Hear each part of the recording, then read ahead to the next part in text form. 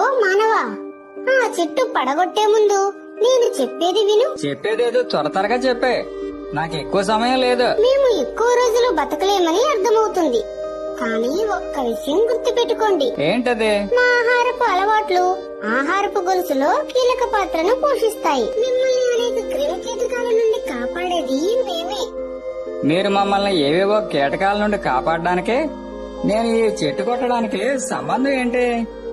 ఎత్తైన చెట్లు లేకపోవడంతో ఇప్పటికే మా పక్షిరాజు రాబందులు అంతరించిపోతున్నాయి.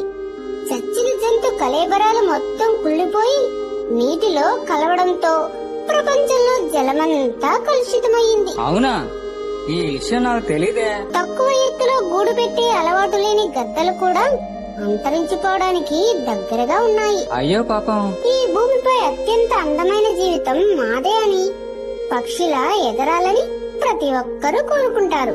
కానీ మనిషి చేస్తున్న పాపాలకు మాకు ఆహారం లేకుండా, గూడు లేకుండా పోయింది. నువ్వు చెప్పేది ఏంటంటే చాలా బాధగా ఉంది. మీ పంటలను నాశనం చేసే క్రిములను మేము తినకపోతే ఒక్క ఆహారపు గింజైనా మీ చేతికి వచ్చేదా? ఖచ్చితంగా వచ్చేది కాదు. మరన్నీ తెలిసి మీరు చేస్తుందేమిటి? ఇది మాతో అంతమవదు.